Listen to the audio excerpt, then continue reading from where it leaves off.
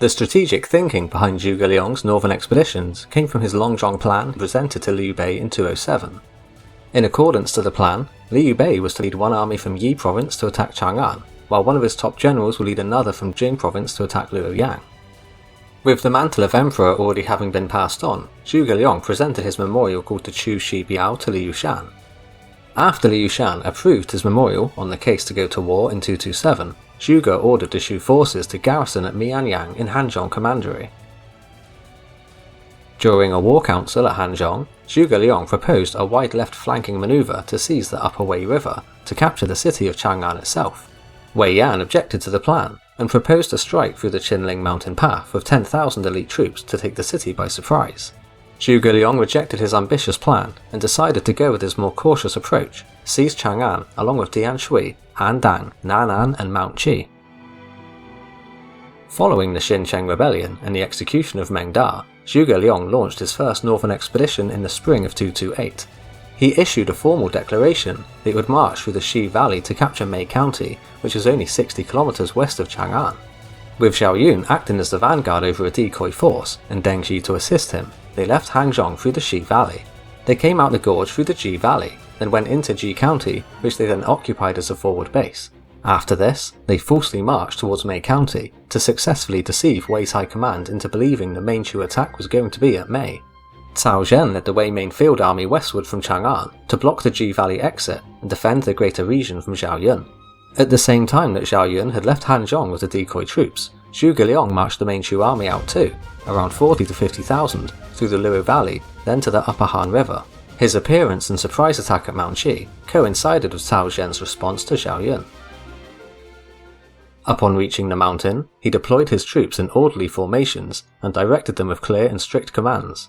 Under Zhuge Liang's personal banner, ordered, discipline severe, and authority apparent troops sealed every trail leading up the mountain and surrounded it. By laying siege to the Wei strongholds on or around the range, he sent shockwaves through Liang Province. In this way, Zhuge Liang bypassed Cao Zhen entirely and struck into the hearts of the people of Liang Province. Many Wei administrators and garrisons in Nan'an, Tianshui and Anding all revolted and submitted to Zhuge Liang within days of the siege on Mount Qi. At that moment, Xiang Wei was patrolling the outskirts of Tianshui Commandery with his commander Ma Zun.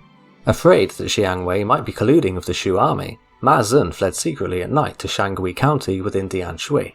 When Xiang Wei discovered this and returned to Shangui, the defenders refused to open the gates for him. Faced with no other choice, he defected to Shu.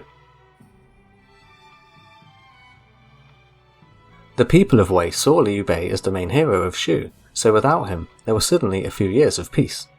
The western lands were unprepared for such an attack as Zhuge Liang's, and with Shu now suddenly controlling substantial northwestern territory, Chang'an broke into panic. The 16-year-old Emperor Cao Rui responded to the crisis and arrived to the city with his entourage in order to help direct the defense. His counter-deployment in late spring commanded Cao Zhen to hold the Ji Valley line against Zhao Yun, while Zhang He led 50,000 elite troops through the Long Mountains to relieve Mount Qi and confront Zhuge Liang's main army. Zhao Yun and Deng Zhi lost the Battle of Ji Valley to Cao Zhen because their decoy force was much smaller and far less trained, but despite the defeat, their centre held firm, and thus they avoided a great loss of life by withdrawing safely. Meanwhile at Mount Qi, Zhuge Liang commanded the much larger and better trained troops. Upon hearing of Zhang He's army approaching by Jieting, he sent Ma Su to lead the vanguard along with Wang Ping to engage him, rather than the suggested veterans Wei Yan and Wu Yi. One Yang Diao from Anding had rallied his followers, taken the commandery officials hostage and captured the revenue office, but when Cao Zhen arrived, Yang Diao tied himself up and surrendered. Jieting was a crucial region for securing supplies, but Ma Su did not listen to Wang Ping's sound military advice.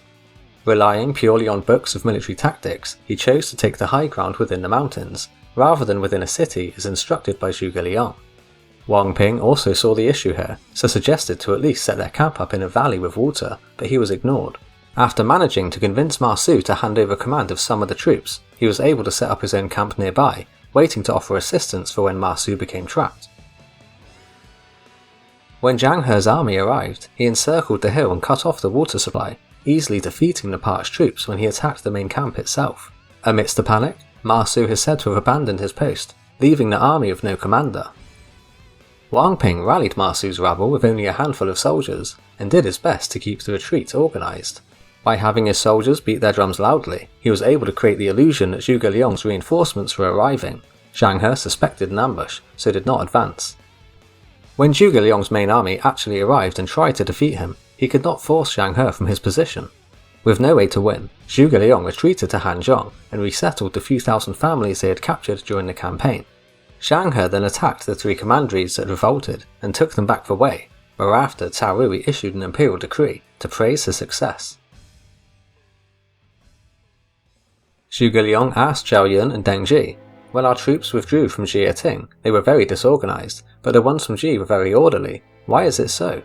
Deng Zhi explained that Zhao Yun led the rearguard, ensuring the troops retreated in an efficient manner and left no equipment behind. Zhuge Liang wanted to hand out some silk Zhao Yun still had left in his unit among the troops to raise their morale. Zhao Yun contested. Rewards should not be handed out for failure. He then recommended to save the silk for a seasonal winter gift. Zhuge Liang agreed. The defeat at Jieting caused the first northern expedition to result in failure, so a large number of Shu generals were punished. Ma Su and several others were all sentenced to death to appease the people of Shu. Chen Shu's father was sentenced to Kun and ostracized by the shaving of his head, while Xiang Lang was dismissed for not reporting that Ma Su had fled due to their friendship.